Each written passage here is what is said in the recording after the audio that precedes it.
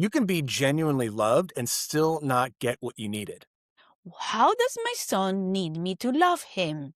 Yeah. How can I meet my son love needs? What kids actually need more than perfect parents is parents who come back, who say, I got that wrong. I should have done that differently.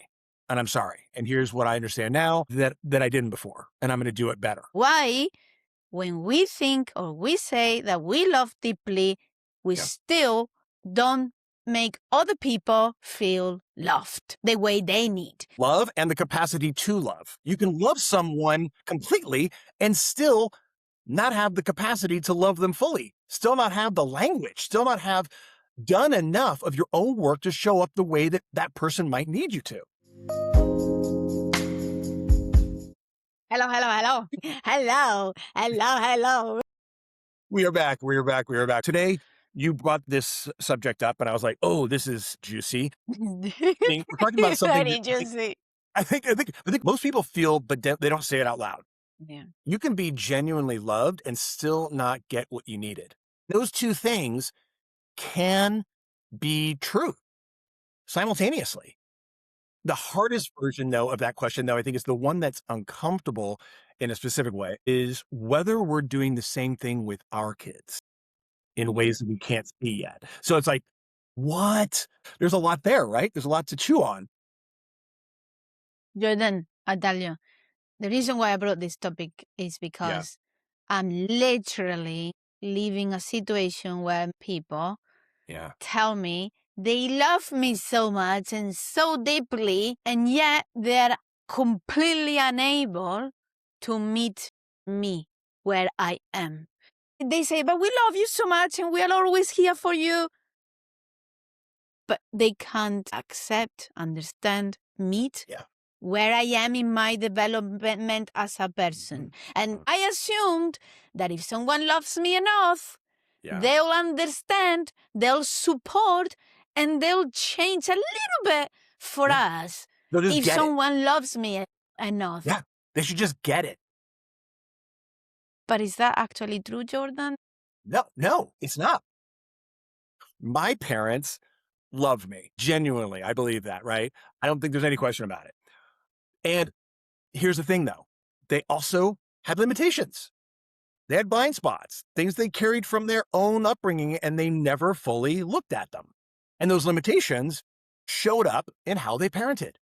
Not from malice. It was their capacity, their ability, the tools, and that the distinction, I think, between love and capacity, that was significant. That was significant for me.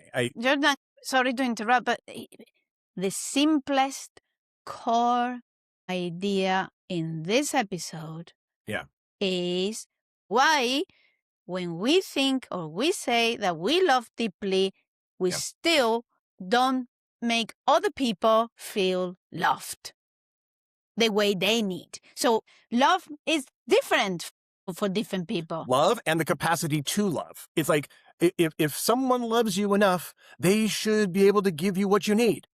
Exactly. It's like, it's just that simple. And what I've come to understand, I think you're telling me the same thing. It's not how it works.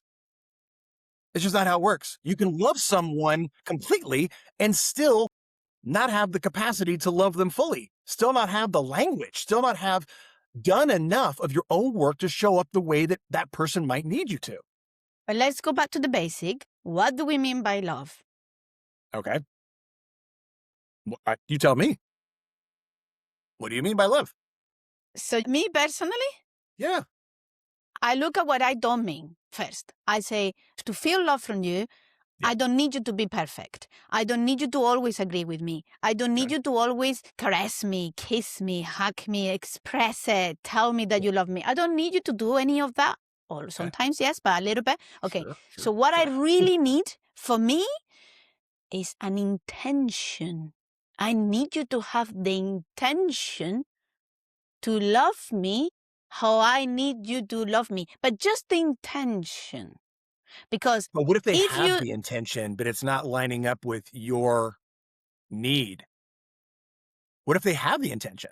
Do you think that your close people who you're talking about don't have the intention to love you?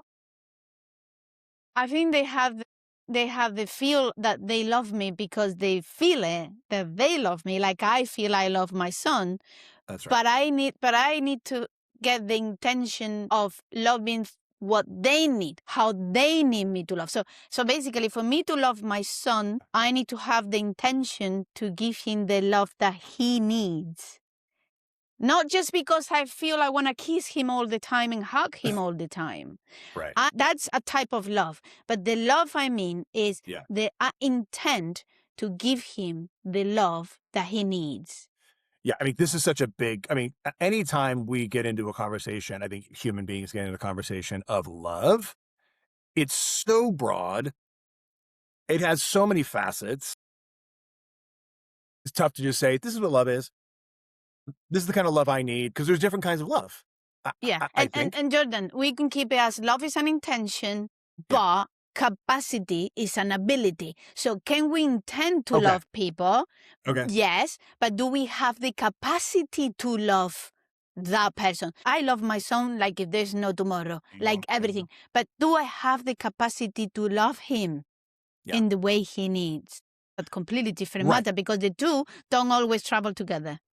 Right. And for the sake of, us having an actual half-hour podcast and not a 4-hour podcast, I think for the sake of love and capacity, I think the other piece of this that we want to be mindful of is I think both of us have had experiences in our life where we have bumped up against what we're talking about, where, there may be clearly, at least from my experience, clearly love, and yet a bit of a limited experience of the capacity to show it or deliver it in a way that I needed it to be delivered or you needed it to be delivered. Then the issue becomes this. If that's the case, and you and I are doing the work we can to heal that, to process that, the main reason for me, the impetus, and I think it is for you too, is to not carry it and pass it on. Oh, yes.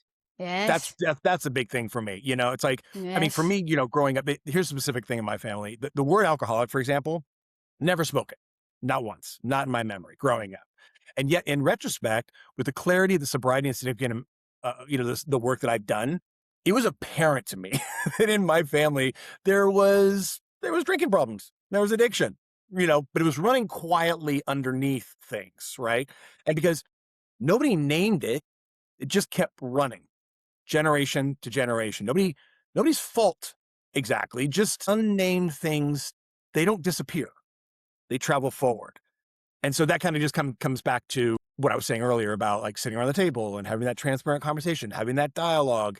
I think that what it would have meant if someone had named it earlier, not dramatically, not an accusation, just, hey, this is the thing that runs in our family, and here's what it looks like, and here's what to watch for. And I think that's what my wife and I are trying to do now, as far as not wanting to have my kids inherit what I inherited and what my parents inherited and what their parents inherited, because generationally, these kinds of conversations were kept quiet. They didn't have the tools. They didn't have the capacity to do it. And I work really hard at and I've been doing this for years, trying to not make my family wrong necessarily, or people wrong for doing it a certain way. But what are your thoughts around just as far as like that generational inheritance? Oh my God.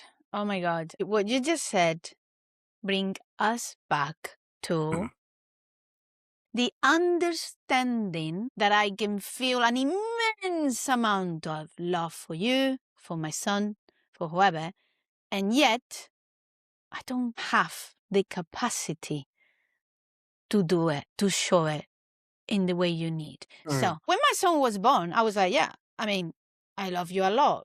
But I was hurting him in ways that I didn't understand because I wasn't loving him in the way he needed me to love him. But before I could understand how not to pass on the lack of understanding about lack of, let's call it like that, okay? Because the way I was loved growing up was not the way I needed to be loved. Very confusing. Very confusing for your brain. And I had an expectation as a child that I would be loved in the way I need. That was an expectation. And my expectation was unmet. And it hurt a lot.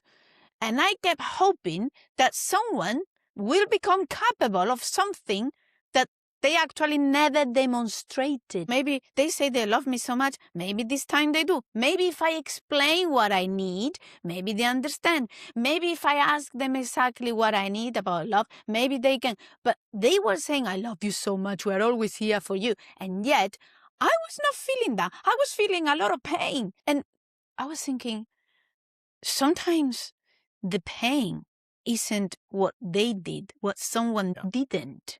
Yeah. Sometimes the pain it was my expectation that Totally. they may not be able to give me what I need. Right. And for me, it was like, yeah, you're telling me you love me, but I'm here in massive amount of pain and suffering. So where is the love? Where is it? Yep. You write me letters, write me messages, tell me I love you so much, I love you so much. And yet your actions do not translate to the love for me. Yeah, so, I mean, what I hear, at least tell me if I'm wrong, is that you started to not only become aware of the fact that that was the case, like this is the reality of things, but then Yeah. you also got to take responsibility for your part in it, as opposed to what I think a lot of us do is we point the finger at the outside, what others are doing to us that's making us suffer. When in fact, it's actually they're doing the best they can or they're not, whatever it is. But if I carry that around and I carry that resentment with me about what they should or shouldn't be doing differently, I'm still suffering because I'm keeping it outside. I'm keeping it on them. And Jordan, I'm still working on acceptance. Of I course. still Yeah. have not totally accepted that the people I thought that they would love me the most are actually people that cannot meet the love I need. They don't have the capacity. Love Yeah. isn't Yeah. always capacity. They don't have the capacity to love me as a Yeah. child, as a woman, as a girl, as a person, how I need to be loved. So Yeah. acceptance isn't saying, this is fine. They don't love me because they don't have the capacity. Acceptance is saying, this is real. This is actually reality. People that say they love me, they don't have the capacity to love me. And I'm struggling with that reality, Jordan. Yeah. No, I remember you bringing this up, months and months ago. And I thought, first of all, I was like, wow, this is really courageous. This is really bold to make yourself vulnerable and share and express a wound like this. I mean, we've known each other a relatively short period of time, but nonetheless, I think the relationship we've had allows both of us to be willing to understand that when I share with you and I open up like that, I'm clear that you're on my side and vice versa. And I think that when you started sharing that and the pain that it was clear in your sharing around it, Yeah. but then to watch you, which was so great. This is kind of one of those amazing things about these parts that we have, these parts of us who, like you, have a warrior in you. And that warrior has manifested by wearing the Spanish army uniform and driving a fucking tank. So that warrior in you is who also showed up to kind of walk through this with you to say, I got you. We're in this together. We're going to go through this discomfort together. We're not going to avoid it. We're not going to ignore it. We're going to look at it right in the face and we're going to go through it. And I think it's just really courageous of you because yes, you could easily just bitch and moan and complain about what they are or aren't doing and what they can or can't do or what they should or shouldn't do and then making them all wrong and bad about it. You could spend that time and that energy and you'd have a lot of people who might actually agree with you and might get on board with that, right? I was not interested in that conversation personally with you. I was like, what can Miriam do to walk through this and heal herself and, Mhm. and heal herself, not just for herself, but for her kid too. Oh, God. Because you don't get now, like you don't want to carry this. You don't want to bring God. this and share this with your little guy. And so anyway, it's so awesome that you're you're doing what you're doing. And I know you're working your ass off and working with a coach, working with a therapist. You're not just Oh. thinking of it as an idea. You're actually putting it into action. So I applaud you. Thank you. I'm activating emotionally. So Jordan, for me, working on the acceptance of reality, to accept that people cannot meet, cannot have, or don't have, or won't have the capacity to love me. It's massive. It brings all my inner girls, all my little girls out, and it's massive. So I am working on accepting that. At the same time, I am working on learning how to improve my capacity to love my child. Because when I say to my son, I love you, sometimes I feel like I'm saying it because I genuinely feel it inside. Okay, I feel I love my son. But hold on a moment. He doesn't care what I say. He cares what I show.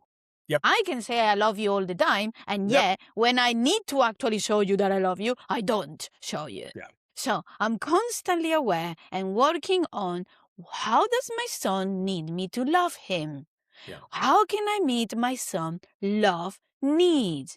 The need to be seen, the need to be understood, the need to let him be free to find himself, his authentic self. At the end of the day, Jordan, one of the main reasons why I didn't feel loved is because I was never allowed to be authentic.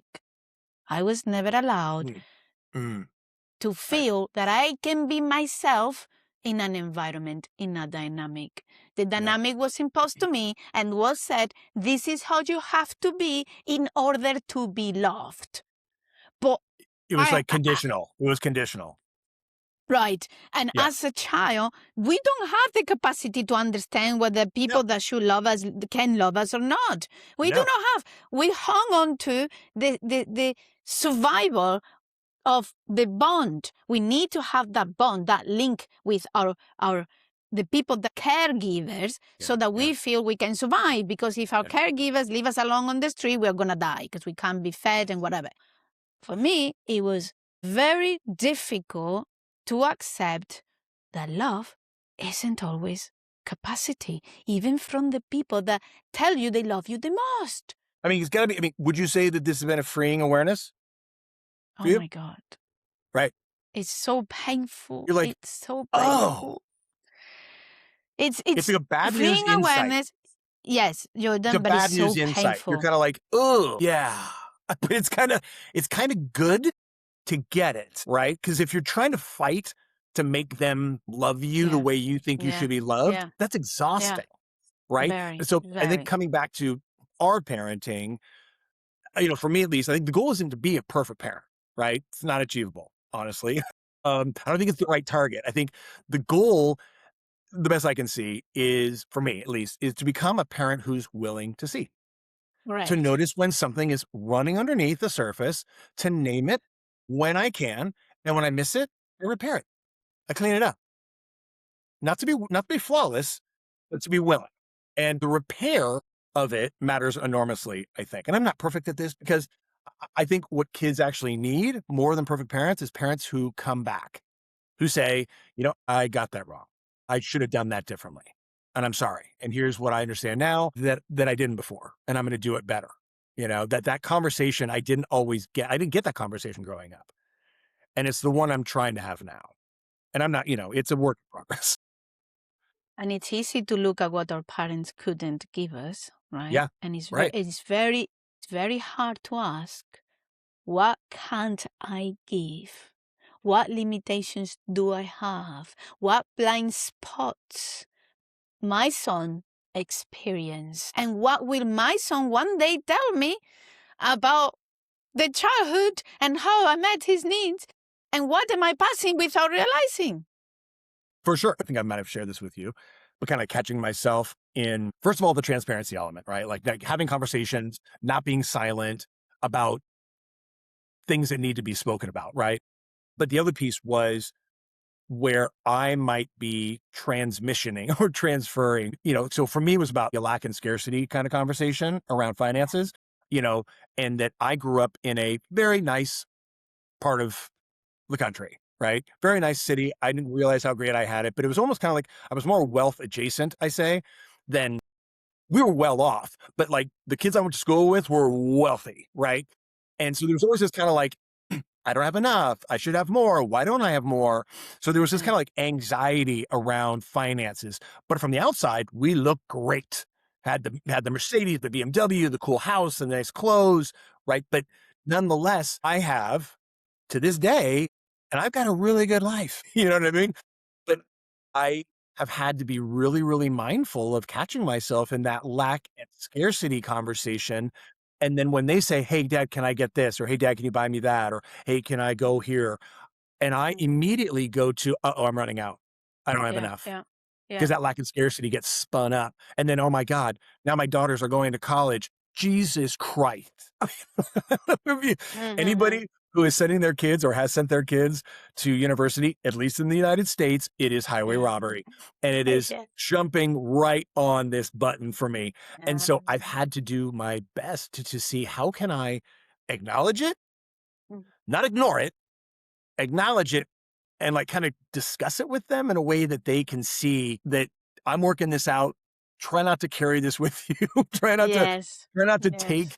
what I'm working out with you because Yeah. money's a conversation. And it's something I've had to, continuously learn to not bestow, if you will, upon my kids unwillingly. So something I'm working out currently, like you're working out with your stuff. Yes. And what we're bringing out here again, Wow. one more time, is about awareness, being conscious. So the goal isn't to be a perfect parent. The Yeah. goal is awareness, responsibility, growth, and the key word here, Jordan, repair. Repair matters much more than perfection. Repair of that wound, repair of that thing that you passed on, repair when the parent says, I was wrong, I didn't realize, tell me more, I'm sorry. It comes from willingness. Yes, It comes from willingness to not know the answer, comes from willingness to be uncomfortable, comes from willingness yeah, to be confronted, it comes from yeah, willingness to be awkward. Like all that is also important in this. There has to be a willingness to be vulnerable yes. and yeah, t- yeah.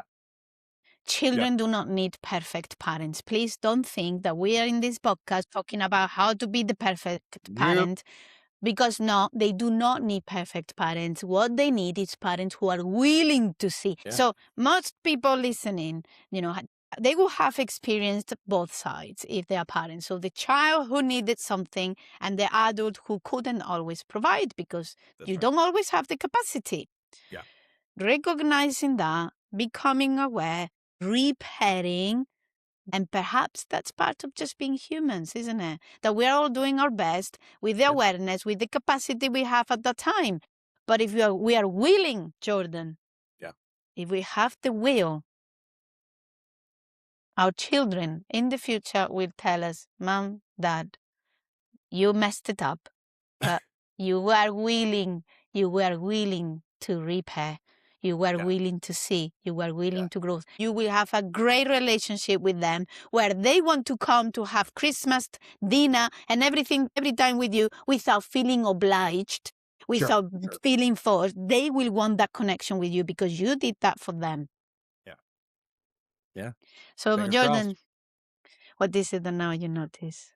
I think, I agree with what you just said, but I think it's also the thing in your family that was never named. Noticing the thing in your family that was never named. And whether that silence around it might still be running. Is it still running in you or is it, running through you?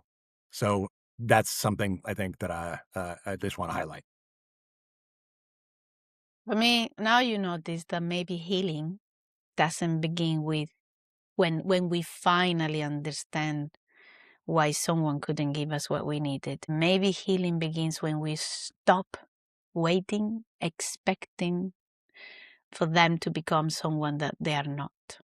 And maybe Yeah. growth begins when we ask ourselves at the same time, why am I unable to give? What am I passing on? Yeah. Because that moment when we notice our own limitations, we gain something that previous generations never had, the choice. Yeah. I think it's catching what you're passing on that you haven't been willing to name yet. The choice that may change what gets passed on to the people that we love the most. Yeah. But That's the again, it choice. all starts with your willingness to look within. Yeah, I think that we're catching yeah, ourselves because it's very easy to yeah, point fingers yeah, and tell everybody else they're wrong and they shouldn't yeah, have wronged me and why yeah, did they wrong me? It's time yeah. to go within and look so that you can cleanup so that we are sharing has a little bit more purity to it, even though it's messy. It might be messy, but that's part of like what we're saying also, which is the cleaning up, the repair. Well, I hope you enjoy this topic about love isn't always capacity. Understand the two differences. Become a bit aware about what how you're loving. What do they need you to do to be loved? And what you might be becoming aware of that you might be passing on. And are you aware of what you might be passing on? Exactly. And can you so powerful. get involved in that? Yeah. So if this landed for you and send it to someone, if you think that they're carrying something from their family that hasn't been named yet, and to have a conversation. Yeah. And if you're liking our podcast, please thumbs up, like, subscribe. Comment, share, all the things that you do. Yes. Yeah, I would like to know whether this is landing for people. I would like to know whether they are enjoying the podcast. And, that would be the way to know if they can interact with us. Very helpful. Yes. Okay. Use those fingers. Thank you. Yes. Thank you again, Jordan, for another deep, great conversation. Thank you. See you next time. And our next episode, it's going to be about why awareness isn't always enough. Fascinating. Stick around. Yes, please. We love you. We will have the capacity to love you. Yes, that's right. Okay. Have a good time and I'll see you next week. Take care. Bye-bye.